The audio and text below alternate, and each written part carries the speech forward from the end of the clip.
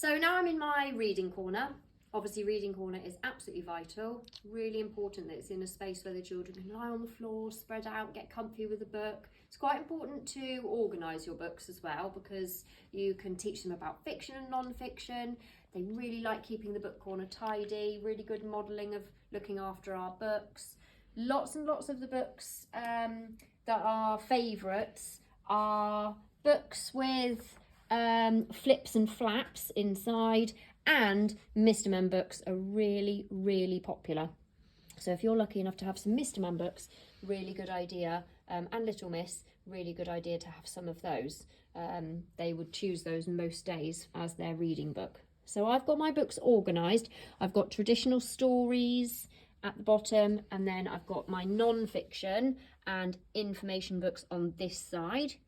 And on my big shelf, obviously the biggest section is the fiction with all the different stories. I try to have a big variety of authors, big variety of types of books. My boy's really interested in Star Wars, so I've been really lucky, managed to pick up a few really lovely Dorling Kindersley Star Wars books in the charity shop. Lots of different books, and we are very lucky to have some really good quality books in class as well. These are an absolute favourite. So if you can manage to get any Where's Wally, brilliant for communication. Lots of children talk together. They really enjoy doing it in pairs and threes, lying on the floor trying to find Where's Wally. They're a must, I would say, for year 1 and 2. They also really like Harry McClary. So we've got lots of his. We actually teach French in Key Stage 2, but I do have a couple of texts that are French words, just so that they've had a little look. Some of them are quite interested. Some children might be EAL, so I do include a couple of those books as well.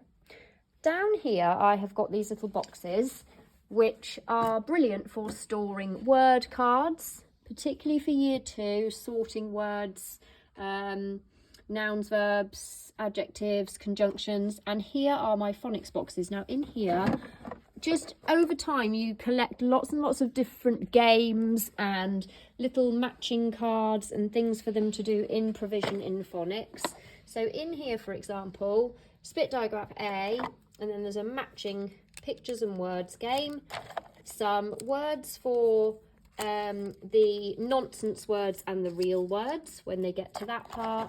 There's a little peg clipping game for words that contain the sound split digraph, and real and nonsense words, and it's just really useful to keep them in a little tub. Just means it's a grab and go for provision. And I really believe if you have a continuous provision classroom, you need to make it as easy as possible to grab and go and put your provision out so that it's really easy.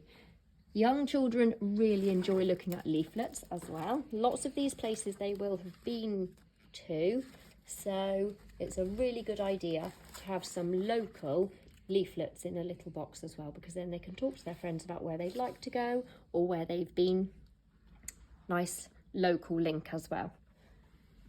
When the children come in the morning, their very first job is to put their water bottle away, which I'll talk about in a minute, and next come and vote for which book they would like me to read at the end of the day. I read a book every single day at the end of the day. They pick their name out, put it on the tens frame, and then we count together at the end of the day and see which book has the most. And brilliant for counting, brilliant for year 2s, counting in tens, and really nice little bit of democracy in your classroom, little bit of ownership over which book we read. Really easy way to do it, and really easy to set up as well. And that's my reading corner.